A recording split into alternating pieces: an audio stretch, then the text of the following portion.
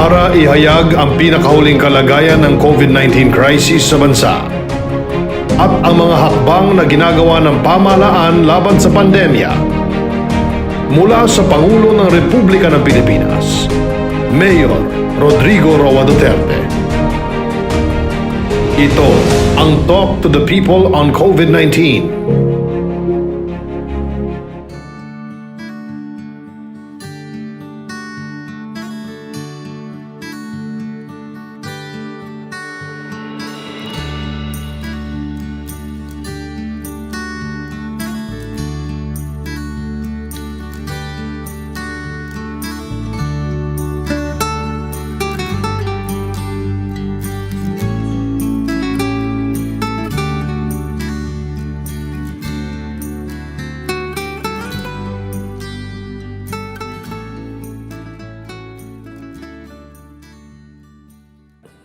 This meeting is called to order, and I would like to ask Secretary Galvez to report now on where we are dito sa vaccines sa COVID. Secretary Galvez, you have the floor. Sir, as you can see in the slides, we have more than 124 million doses up to date that had been given to the all decisions globally. And the daily pace has reduced from 6 million last week now to 4 million. And then UK has completed coverage of the first segment of elderly and on track on full coverage and willing adults. And they are also trying to finish their vaccinations as soon as possible time. While India successfully inoculates 4 million in 18 days. Ito po ang isa sa mga tinitingnan po natin na mga good stories at saka mga lessons learned in India. And then also, in terms of the development of the vaccine, we have a good news that Gamaleya boosted by trials result with the verified result of 91.6 efficacy. And it is one of our portfolio, the separate vaccines that we are trying to procure. And then also, we have also some information on the outbreak development raising some concerns on vaccine performance against the new variants. So ito po yung nagiging isang concern na yung ibang mga vaccine na nabili natin ay kaya pong i-cover yung variants ng UK, yung South Africa, at saka yung sa Brazil. And luckily we have some in our portfolio like Novavax and Johnson & Johnson's who were tried during their clinical trial. It was tried in UK, in South Africa, and also in Brazil. So just to make it clear to the people, magsasalita na lang ako ng Tagalog. Subukan ko. So in other words, Secretary Galvez, yung bakuna na datating sa akin is as equally good in terms of efficacy and potency against the new variant. Yes, sir. Yung ibang It can take care Yes, of itong ngayong variant that is making the rounds in, well, it started, I suppose, they say, sa UK. So, ito ngayon, covered ito. Yung sa trial po ng Johnson & Johnson's and also sa trial po ng Novavax, which we have included in our portfolio, kasama po yun. Kasi yung Novavax po, kumuha po tayo ng 40 million doses. COVAX is the one that's being distributed by the WHO. Yes, sir. The Pfizer and the AstraZeneca po, sir, na sa ngayon, sir. Okay. Okay. Thank you. Yes, Salamat po. Yes, sir. Next slide, please. Sir, during the last week, sir, together with Secretary Duque and other IATF members, we have successfully visited 14 cities And some of our staff, like Yusek Botahe, he visited also Cebu and and look for the preparation of the other areas. And and also Davao, sir, in preparation. And then also during our meeting with the LGUs, we saw that many of the LGUs and almost all of them are well prepared on the different tasks that have been given to them by the DILG. The DILG already directed, given them the memo, magkaroon po silang ng early preparations for the simulations and rehearsals para po sa inoculation nationwide. And nakita po natin talaga, kami nila Secretary Duque, nakita po namin we are very satisfied dahil kasi po tuloy-tuloy po yung simulation and rehearsal na ginagawa po ng ating mga Metro Manila mayors. And then next slide. Yes, sir. Originally, my order was to have the vaccination taking place in sa mga istasyon sa police, tapos sa mga military installations in the far-flung areas. In the far-flung areas, if there is no suitable venue, then the military camps would suffice. But dito sa urban areas, ganito kasi may ako na sa police station or military installation. Apparently, sa tingin ko, sir, hindi magkasya kung gano'n lang. So we'll have to take in, well, anyway, talagang kanila man ito, they are the indispensable partner of the program.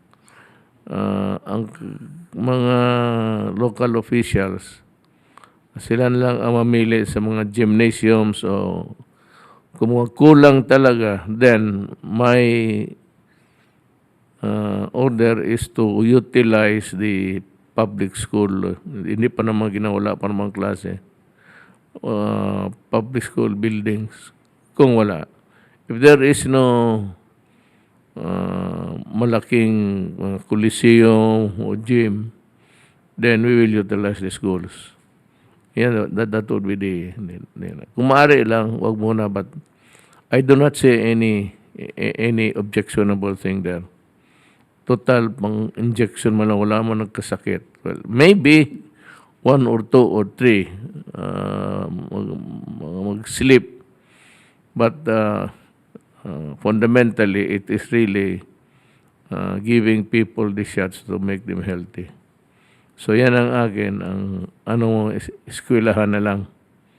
Pagka, But the police and the military should help discipline there should be in the rural areas kulang yung police.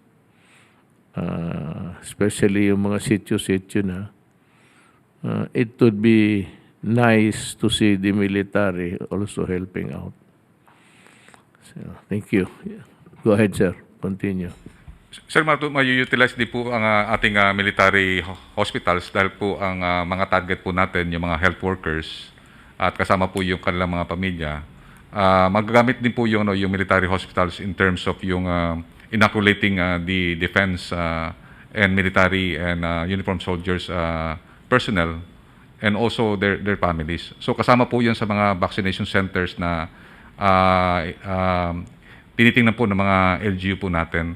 At nag-usap na po kami ng military na talagang magagamit po yung military hospital, considering also the military hospital personnel is also considered as our health frontliners.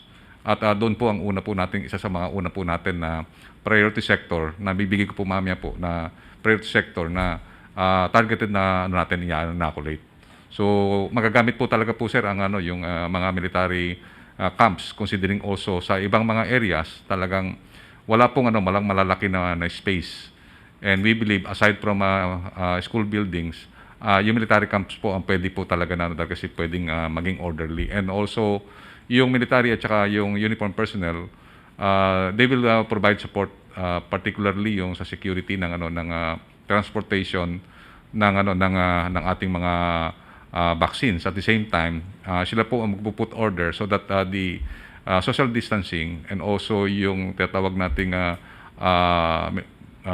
implementation of the minimum health standard will be in place doon sa vaccination area. I'd like to thank the military for that, offering the services of the men and the venue itself. There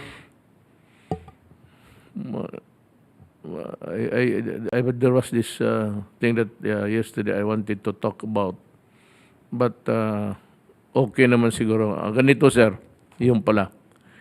In areas, total, this is a nationwide, is the word telecast correct?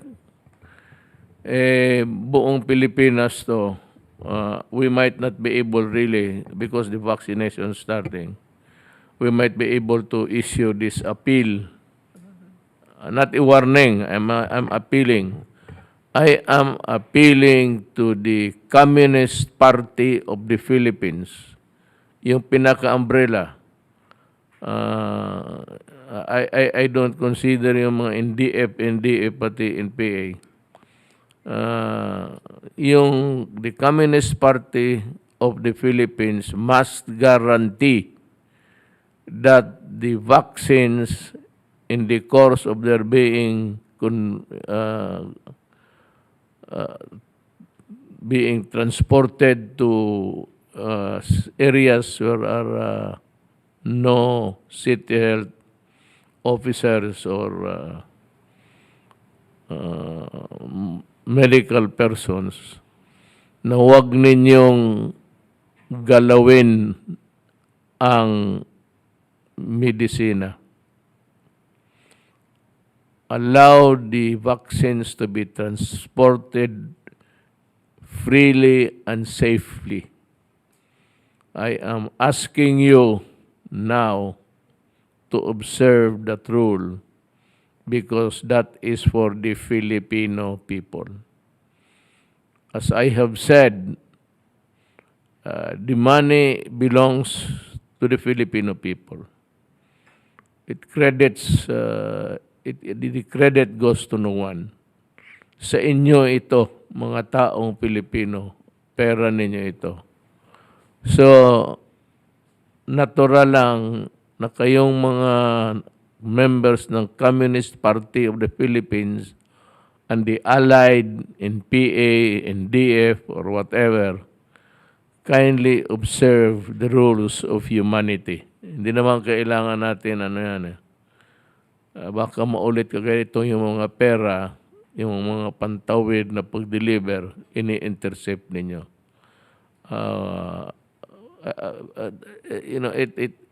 It's abhorrent, but you can redeem it by just seeing to it that there's a fair atmosphere or environment obtaining in the places where you are, kayo. At nandyan yung mga taga-gobyerno. Yes, sir, continue. Para pakiusapan ko na kaagad. Sir, as I have said earlier, sir, na yung mga vaccination centers natin, nag-designate po ang ating mga mahal na mayors at meron po silang tinatawag na designation ng mga mega vaccination center at saka po meron silang community vaccination center. Ang lessons learned po doon, nakita po natin for example sa Taguig, nag-build po sila ng vaccination center, 3 malalaking vaccination center sa Lakeshore, which is isolated. Talagang ma-observe po yung social distancing. Kaya po nakita natin kung makikita po natin yung pathway, napakaganda po ng ginawa nila. Halos lahat po ng ating mga LGU sinunod po yung 7 steps na binigay po na guidelines ng DOH. At the same time, yung iba sinimplified nila into 3 steps. Sir, Sir, as we follow yung ano sir, yung guidance of the President to have a safe, sure and secure vaccine. Ito sir ngayon sir yung vaccine na darating sir ngayong February, yung 117 na Pfizer. We will make sure na ito sir talagang walang mawa-wastage sir. So sa ngayon sir nagkaroon na tayo ng ano sir ng simulation by the DOH. Pero ngayon sir magkakaroon tayo ng interagency simulation kasi marami pong agency po ang ang tutulong po sa atin. Nandiyan po yung DOTR, nandiyan po yung ano yung NAIA Management Airport at saka po nandiyan din po yung customs. At nandiyan po yung ano yung lahat ng mga third party provider natin na pwedeng tingnan natin para at least hindi po sila magkaroon ng delay sa ano sa arrival po ng ano po natin. Kaya itong, sir, may I just address myself to every government worker. Lahat tayo, like us, also, a government worker. Do not delay and do not hinder or obstruct the smooth flow na nakikita ninyo ngayon. From the time of the arrival to the time of clearance, hindi naman kayo well, of course, maybe ang trabaho lang ninyo, customs is magtingin. You have no business na buksan-buksan yan dyan. You are not allowed to do that. I am not allowing you anybody there sa airport na magbukas-bukas. Then yung loading, the transport, you might want General Galvez.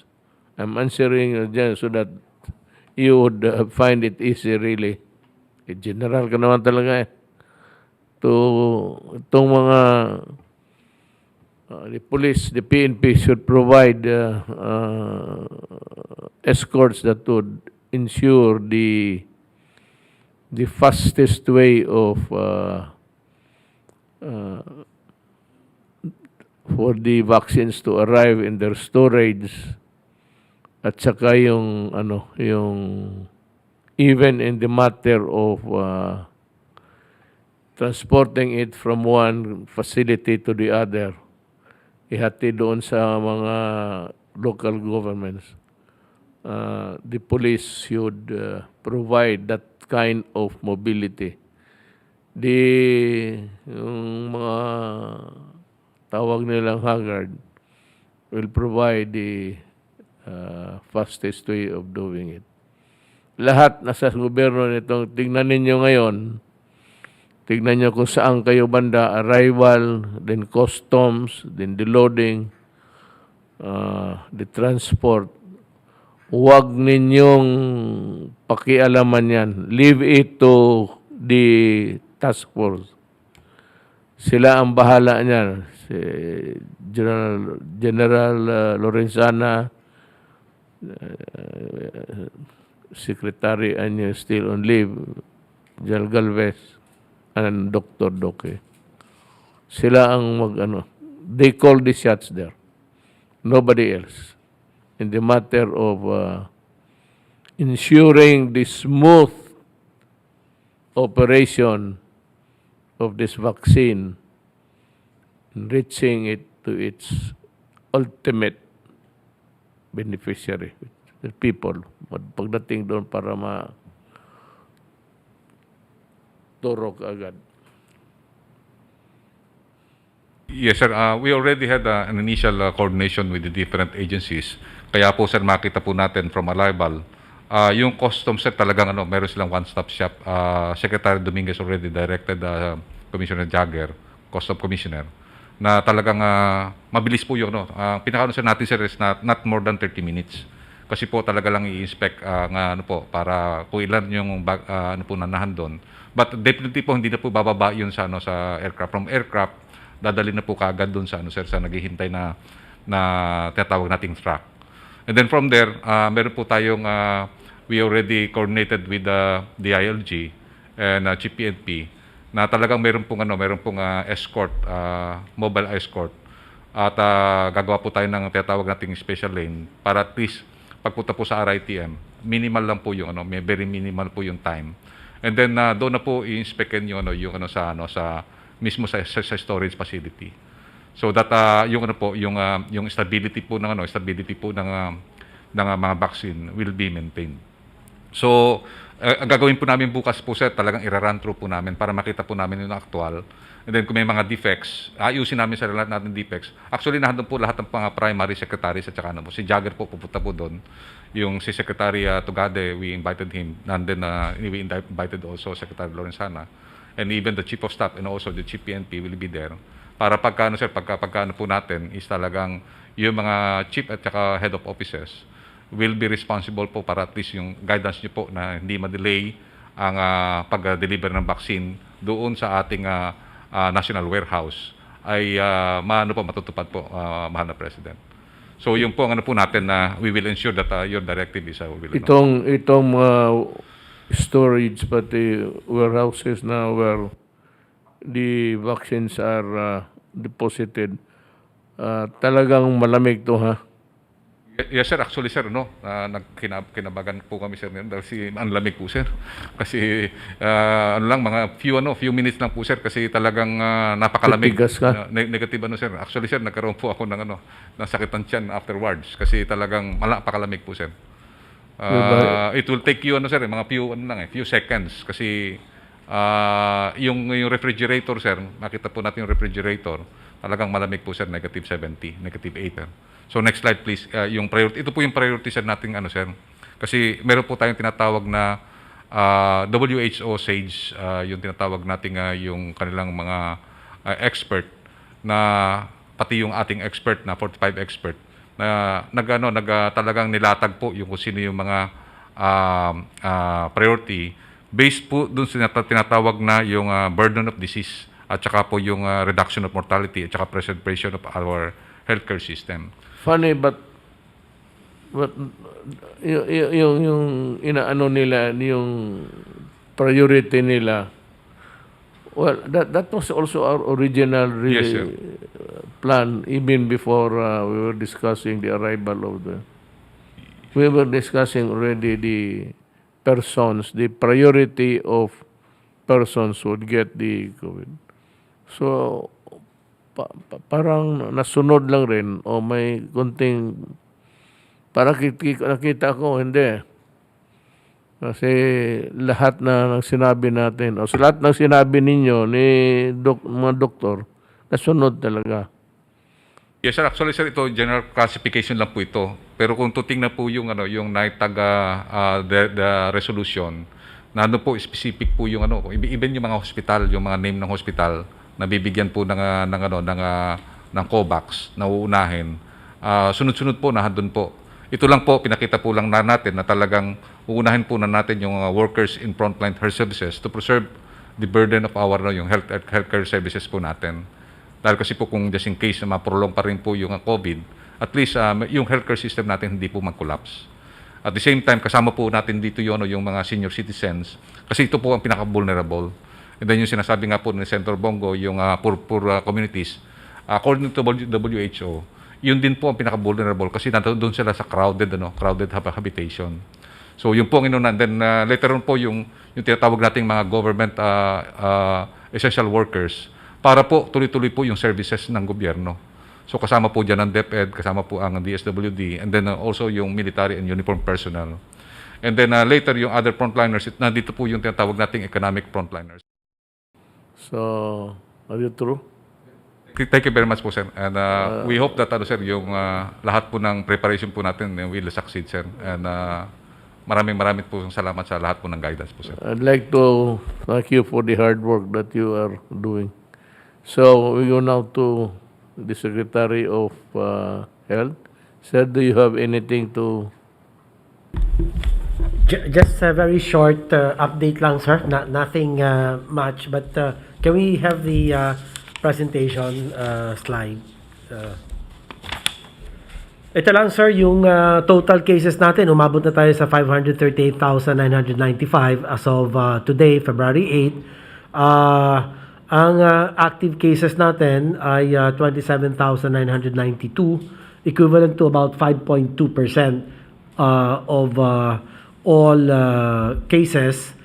And these active cases are currently admitted and isolated in the appropriate temporary treatment and monitoring facilities.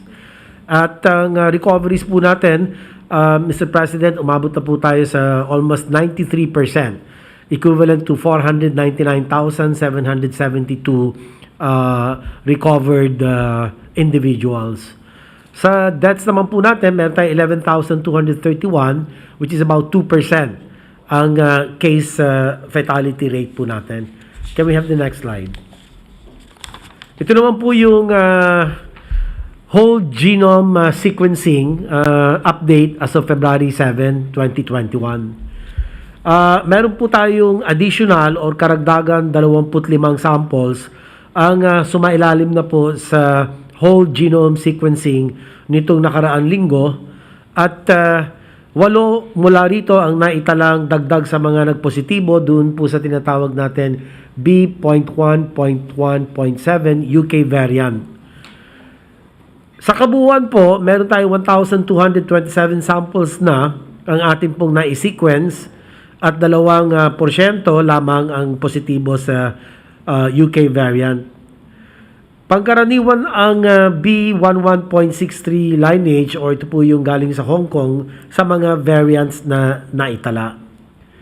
Patuloy din naman sa ilalim po ng inyong paggabay, Mr. President, pinapalakas po natin ang biosurveillance efforts at patuloy naman namin pong bibigyan ng update patungkol sa anuman panibagong impormasyon dito po sa atin whole genome sequencing update. So, next slide please. Ito lang po nagpapakita yung global perspective of where the Philippines stands. Halimbawa po sa total cases,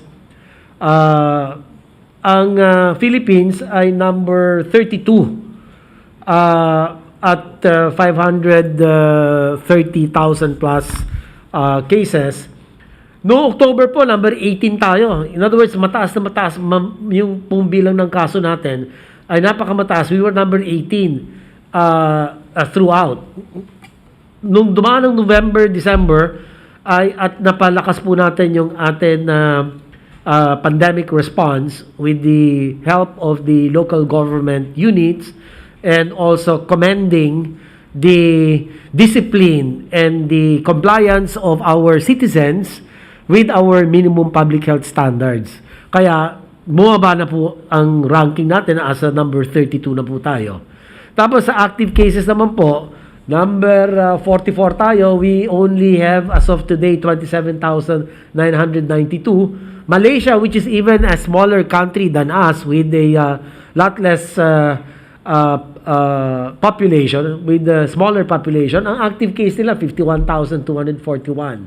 Indonesia 176,291. So ibig sabihin po nito, talagang gumaganda yung atin pandemic response, Mr. President. And if we go look at the COVID cases po per million population, ayun, as number 134 na po tayo, Philippines. 4,987 per million population. Yan po yung atin morbidity rate sa COVID-19. Samantalang yung iba, kung titignan ninyo, Mr. President, ang tataas. Singapore is even bigger in terms of their total cases per million population. They have 10,200 per million population.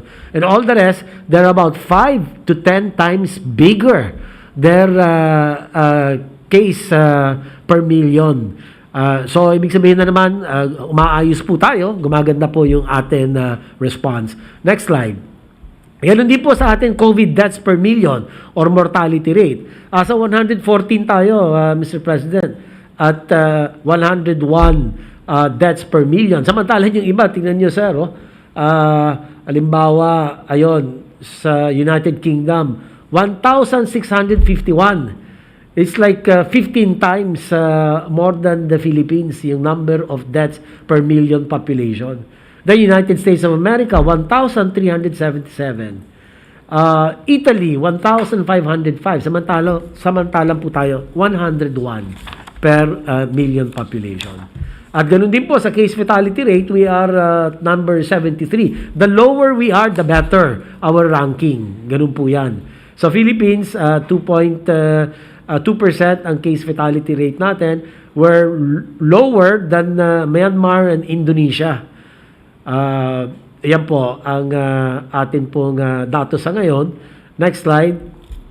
Yan lang po muna, Mr. President, yung akin pong maiksing presentation at handa po akong sumagot sa inyo pong mga katanungan. Salamat po, sir. Actually, I think that we have reasonably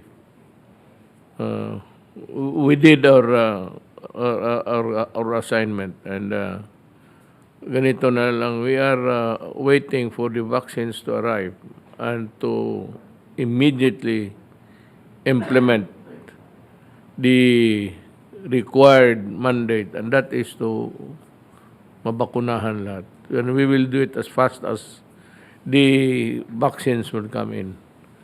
So yun, we have explained to the people why we cannot give it indiscriminately to any local. I am just talking of government entities, ha. Wala akong pakialam sa ano. As fast as we can, as fast as we receive them, we distribute them, but you must have the facility, I said, to ensure that the integrity, yung bisa ng vaccine ay hindi masisira. But eventually, we will solve all the problems connected with this. We will survive. And by the end of the year, mukhang medyo na tayong, hindi na pinakamaganda, but magandang resulta sa pagod natin. And I'd like to assure the people that we have really ginawa namin ang itong si Secretary Duque, pati si Secretary Garbels and Secretary Lorenzana, and of course in this post lang si Secretary Anyo. The task force na sinabihan ko yung mga noon na gusto ko military ang patakbo, kasi para sa akin, personal ko lang naman yan, na they have the, marunong sila magpwesto kung saan-saan. Sanay sila kasi sa yung 1, 2, 3, 4. Hindi yung ibang 1, tapos 3, tapos maging 2, tapos 5. Yun ang sinasabi ko. Yung otak ng iba ganon. So just to make sure that this is an important undertaking, and that it should be done correctly and with the list, kung meron man, with the list of mistakes. So, maraming salamat sa inyong dalawa. Yes, sir. Sir, we would like also to thank yung Congress, sir, kasi magre-report kami ni Secretary Duque dahil tatulong din po sila na ipapasaro nila po yung Bayanihan 3, pati po yung Senado, yung mga kailangan po natin na mga law na maipasa para matulungan po tayo na mapabilis po yung pagpunta po dito ng vaccine. Unang-una po yung indemnification fund na kailangan din po yun, at saka po yung tinatawag natin yung free ang taxes at saka yung custom duties para po mabilis po yung yung pag-transport po ng ating vaccine from the airport na wala na po talagang custom sa inspection at saka po natin. So tumutulong po sa atin ng Congress at saka po yung Senado, pumuno po nila Senator Bongo, para at saka po nila Ma'am Amy, na magkaroon po ng ng legal cover also yung mga LGUs for the advanced market commitment. So meron po silang ginagawang legal sir na pwede pong mag-advance ng more than 15%. Well, let me echo your sentiment. I also would like to thank the Congress of the Republic of the Philippines for understanding us and giving us the support, the critical support that we badly need to discharge our duties. Wala akong masabi dyan in a matter of yung pagtulong sa COVID problem. That is why, in fairness sa Congress naman, na pera man kasi ito ng tao, na hindi appropriate, they give us the money, that we dito sa implementing arm ng government, the executive department, the ones doing the actual work, the most requirement or my demand would really be just to follow the rules laid down by government. Anyway, lahat na dito ngayon may rules from the accounting to the up to the time of the procurement and the distribution, and of course the implementation of the mandate. Sundin lang ho ninyo, including the local governments. Just follow the rules and we will be happy, lahat tayo. Sundin lang ninyo para walang problema. Just follow. Why? The reason is really very simple. It is the people's money, tapos inappropriate ng Congress para dito. So I do not really begrudge them if they are over strict sa mga bagay-bagay na pagpagastos nito, and they will see to it that the money is not wasted, and worse, it will go into corruption. So, salamat po sa Congress. Sama-sama tayo dito. Well, as I promised to the people, they have every right. And I said during many months before that I will dedicate the last remaining year of my term against totohanan ko itong drive na against corruption. Patagal na ito silang nawala, but dapat lang ninyong malaman kasi maybe to serve a lesson to everybody. Sa Department of Agriculture, si number 1 si Fee Lumawag, Cashiering Staff, Philippine Rice and Research Institute. Violation of RS 6713, dismissal from the service. Matagal na to pero kailangan malaman ninyo. Rodolfo S. Escabarte Jr., Manuel Gaspar, Chief Science Research Specialist Rice, Supervising Science Research Specialist, si Edgar Libertario, Supervising Science Research Specialist, Philippine Rice. Kasayang nitong mga tao na ito. No, we have ditong rice. We are known for inventing the quality of rice for everybody. Mario Mobilon, Chief Science Research Specialist. Dismissal to lahat. Pati si Artemio Basalio, Division Chief 3. Dito sa Abdul Wahab Bayaw, Chief Administrative Officer. Estrella Sabay, Accountant 2 and OIC Accounting Office. Mustafa Ismail, Regional Executive Director. They're all dismissed from the service.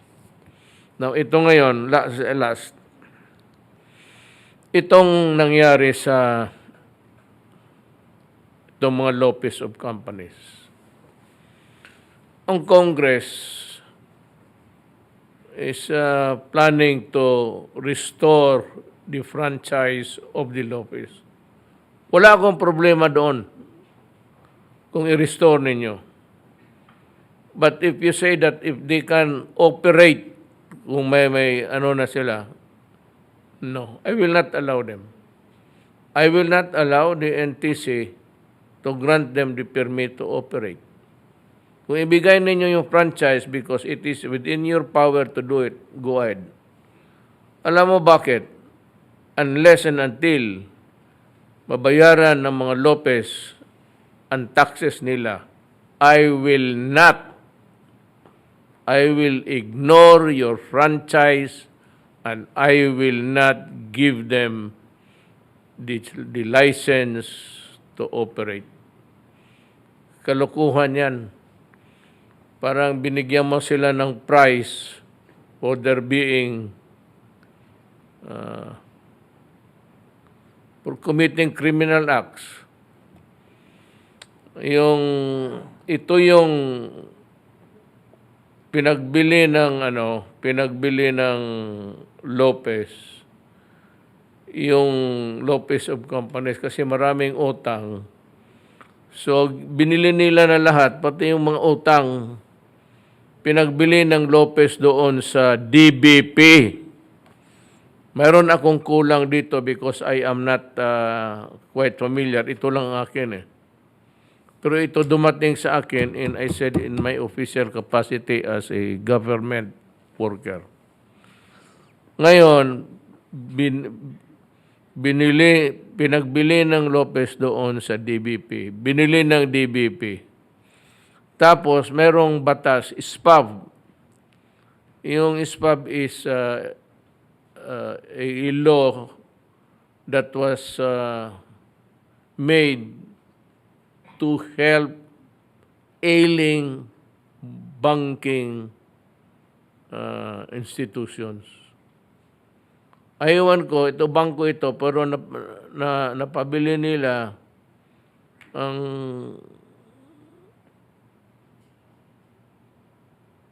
kanilang utang lahat doon sa DBP. But after a few years, binili ng DBP uli yung pinagbili nila. Pinagbili nila sa DBP yung pinagbili nila. This time, medyo wala na yung mga utang-utang.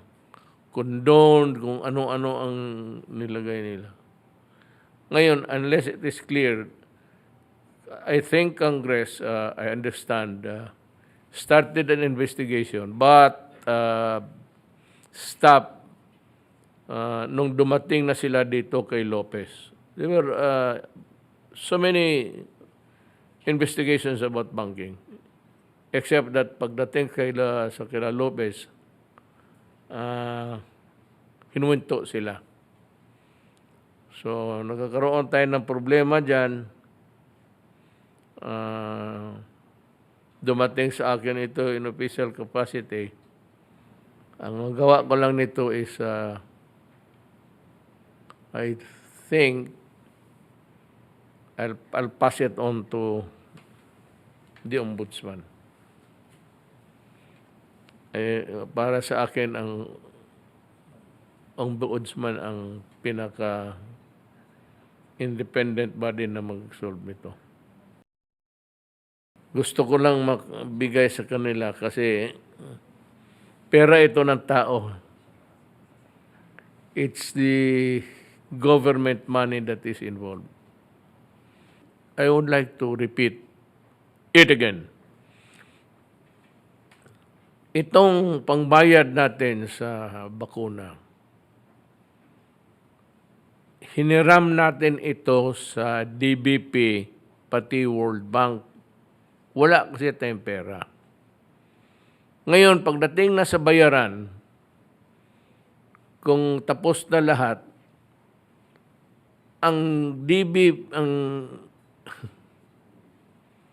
mga manufacturers, ang nagpabili sa atin ng yung Pfizer, lahat, magkolekta sila, hindi sa atin. Doon nila kunin ang pera nila sa World Bank pati DBP. So walang korupsyon dito kasi walang hinahawakan ni sino man sa amin dito na bilyon.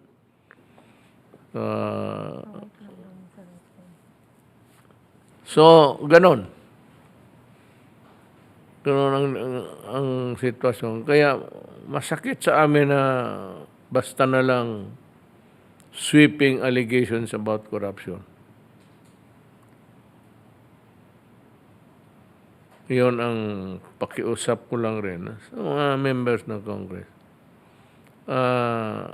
In the meantime, may nagsabi na, wala daw kayong sinabi. May isa sa inyo nagsabi. Huwag nang sabihin dito, mag-ano lang tayo. We'll just go into a rigmarole. Ika nga, ikot-ikot na walang hanggan. So yan, yun lang rin ang idagdag ko ngayong gabing ito. Wala naman siguro. Iba pa, as lalabas yan, isasabi ko sa inyo. So, kung wala nang idadagdag sila, ikaw, Senator Go, wala na. Maraming salamat sa inyong